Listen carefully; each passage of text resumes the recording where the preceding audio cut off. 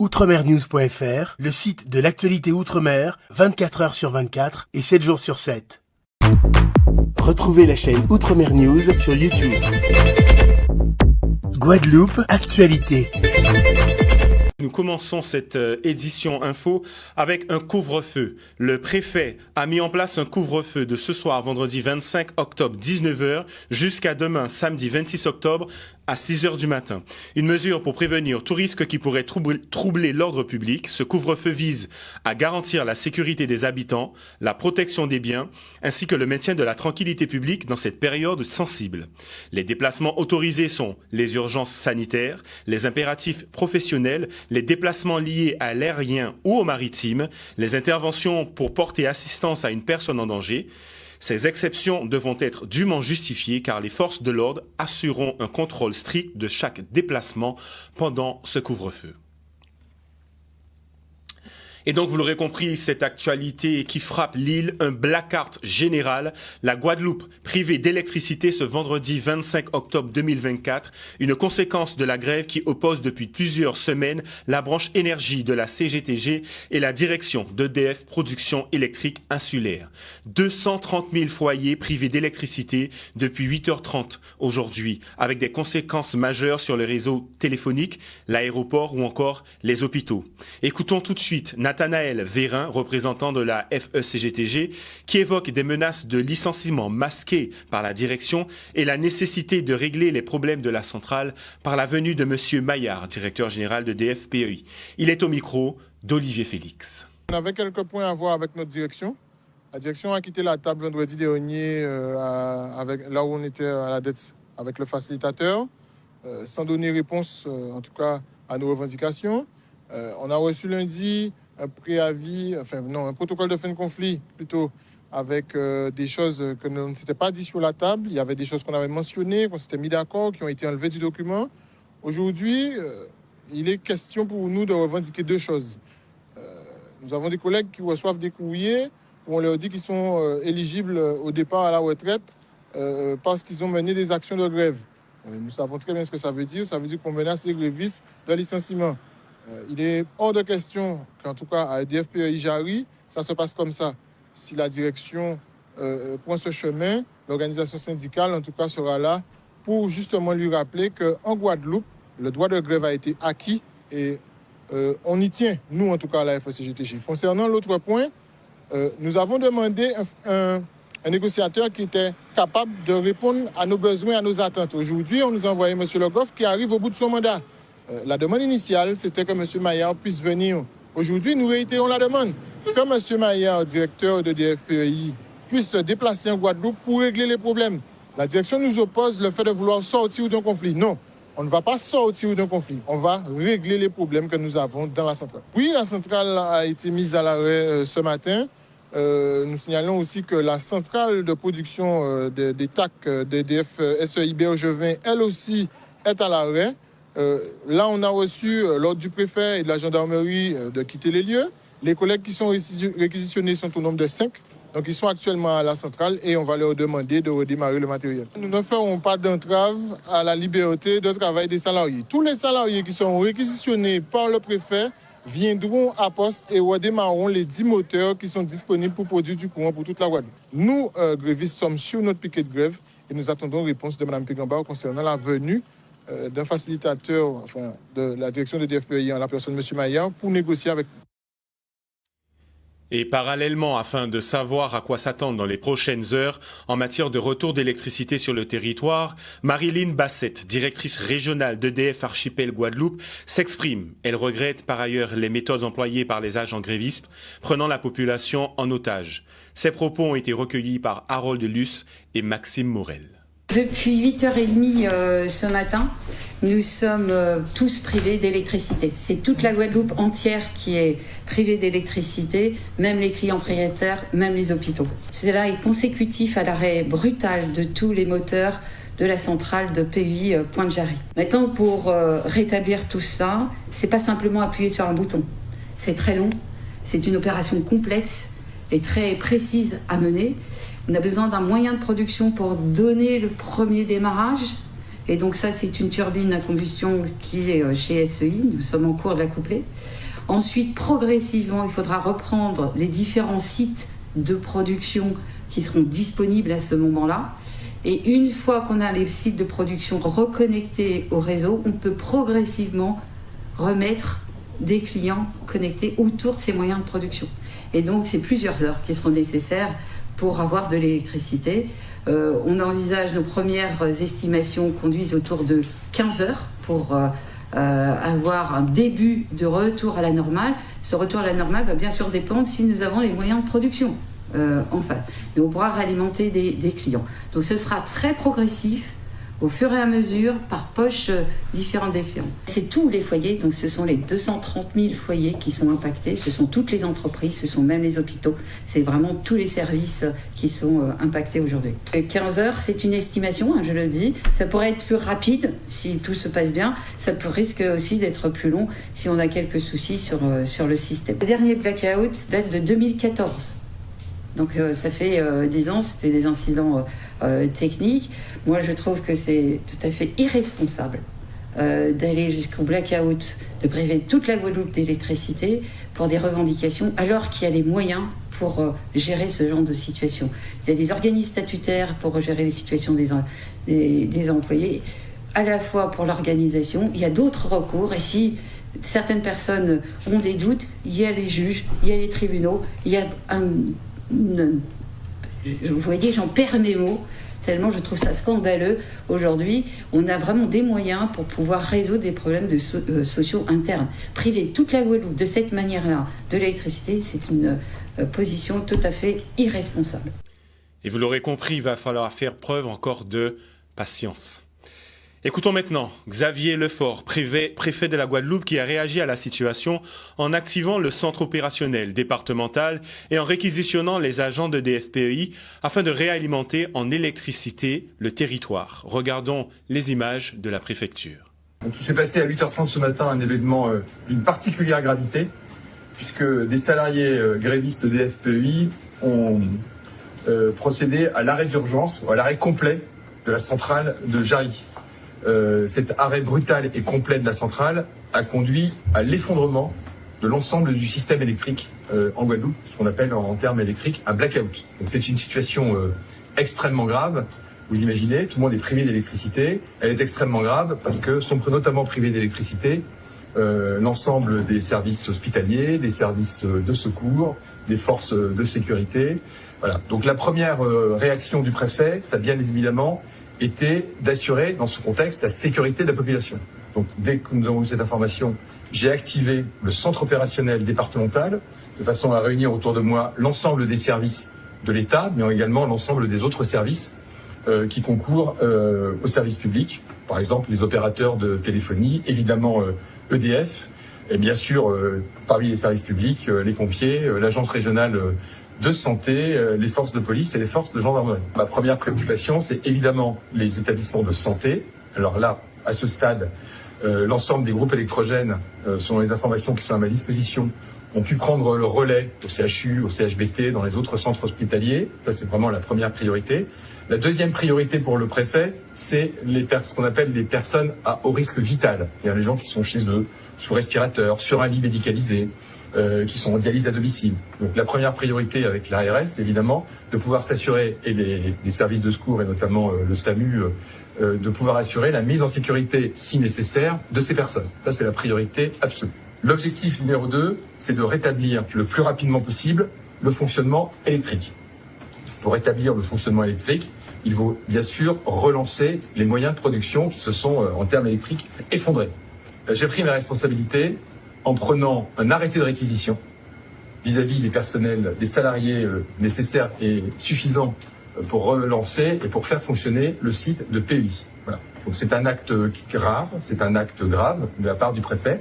C'est un acte privatif de liberté, puisque le préfet requiert à des personnes de se rendre sur leur lieu de travail et d'agir conformément aux instructions qui leur sont données par leur employeur. Vous savez que la centrale de Jarry représente à peu près 50 à 60% de la production électrique, et compte tenu effectivement des faits de sabotage, pardon, disons les mots, des sabotages qui ont été connus ce matin, il n'y a pas simplement que la centrale de Jarry qui a été touchée, mais tous les autres sites se sont également effondrés. Je pense par exemple à Bouillante.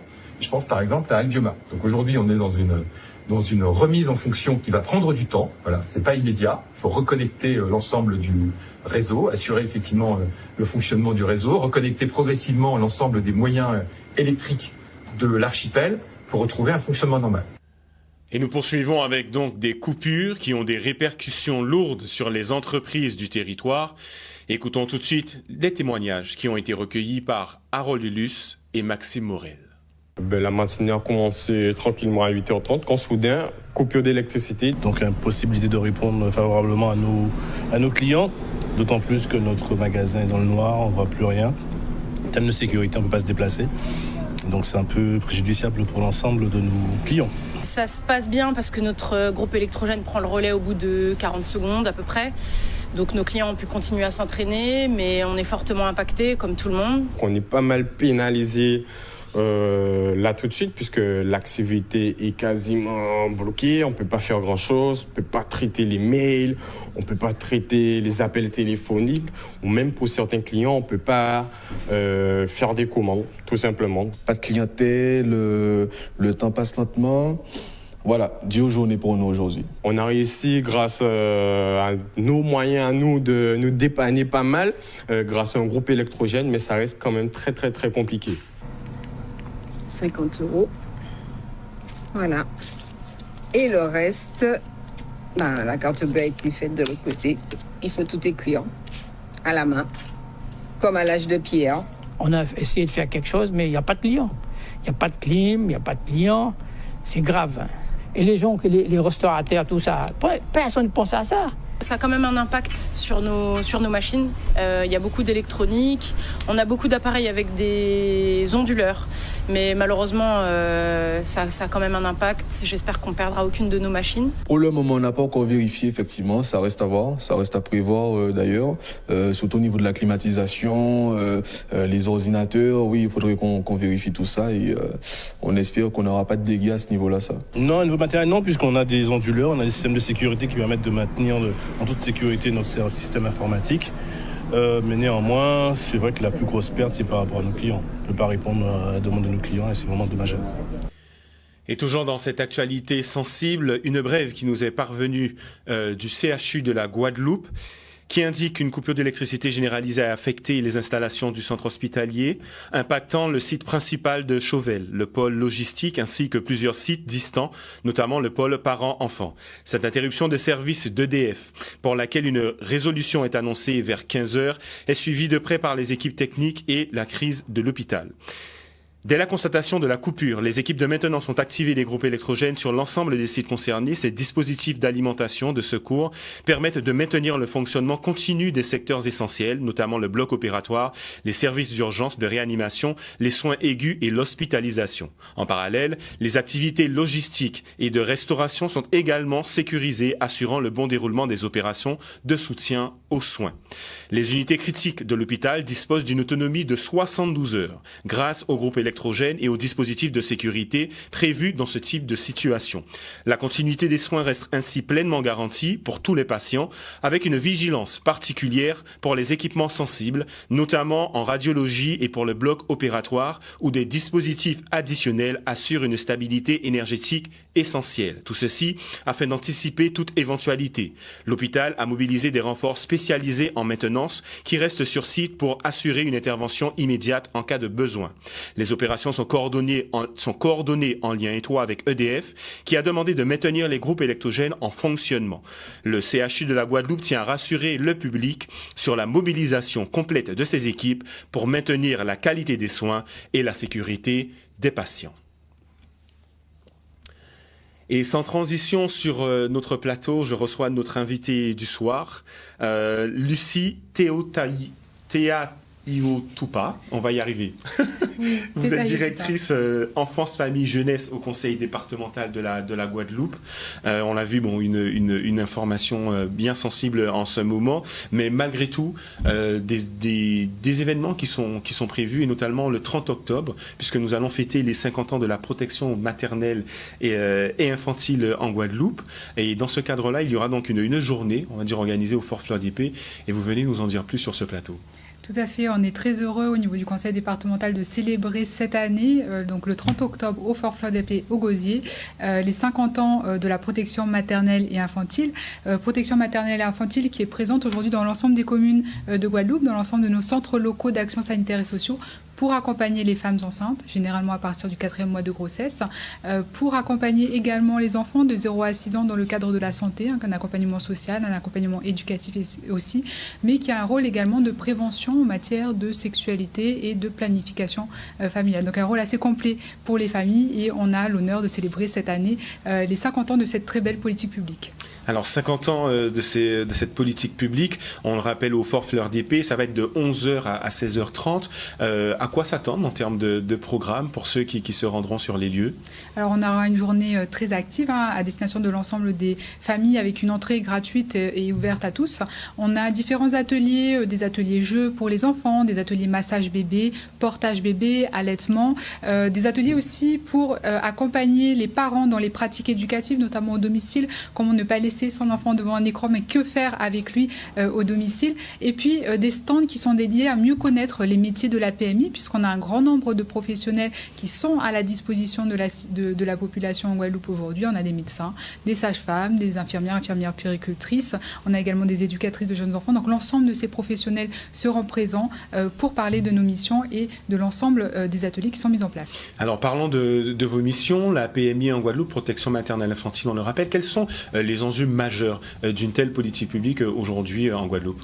Alors les enjeux, ce sont les enjeux en termes de santé, puisqu'on accompagne les enfants avant même la naissance, dans le ventre de leur mère pendant la grossesse, dès la naissance jusqu'aux 6 ans.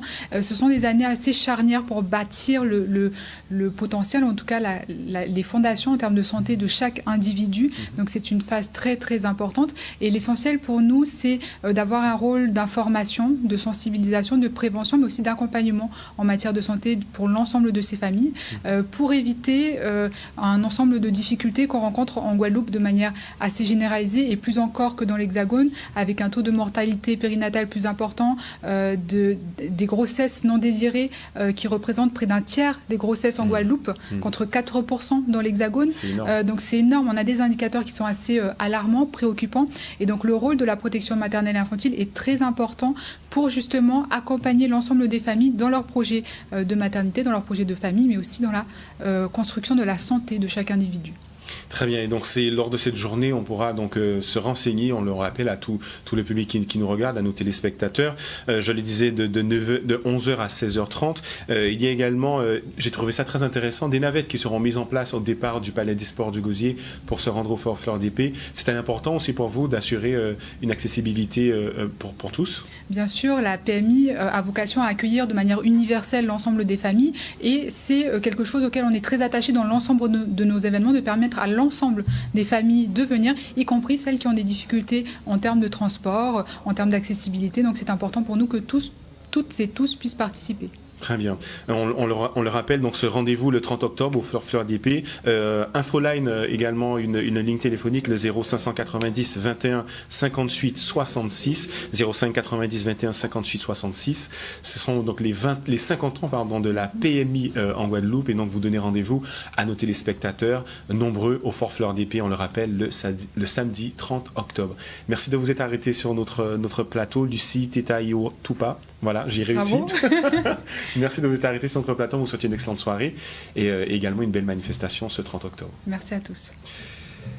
Et nous continuons sans transition avec cette régularisation des titres de propriété, avec un dispositif de régularisation foncière mis en place pour trouver des solutions et aider les familles les plus modestes à faire de la régularisation foncière et de la rénovation de l'habitat. Un reportage qui a été réalisé par Charlie Dagonia pour Canal 10 Télévision.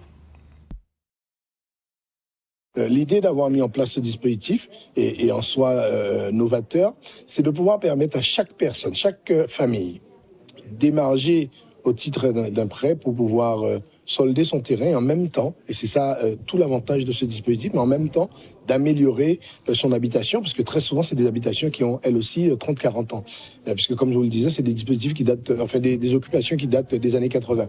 Donc je crois que c'est quelque chose d'extraordinaire, surtout d'intéressant. D'abord pour pour nous à Sainte-Rose qui lançons le dispositif, mais de manière générale pour l'ensemble de la Guadeloupe, puisque tous les Guadeloupéens sont concernés par cette problématique, en tout cas au moins toutes les familles. Donc il faut capitaliser sur cela, d'abord ici à Sainte-Rose, et comme je le disais, nous travaillons dans l'innovation sociale, puisqu'on considère que la grosse problématique de la Guadeloupe, c'est faiblesse sociale. Donc nous travaillons tout le temps, mais ça pourra bénéficier à toute la Guadeloupe de manière générale. Alors on va voir les dossiers cas par cas, mais on a surtout avancé d'un grand pas, puisque nous avons été saisis sur ces opérations de régularisation foncière depuis un certain nombre d'années, mais nous n'avions pas forcément de solution financière pour les familles qui n'étaient pas en capacité de payer leur terrain. Aujourd'hui, la solution nous a été apportée grâce au partenariat que nous avons initié avec Atrium, une filiale d'Action Logement, et nous pouvons désormais dire que effectivement nous allons examiner tous les dossiers cas par cas et que nous allons pouvoir trouver une solution, y compris financière, pour les familles qui sont concernées par le dispositif régularisation foncière.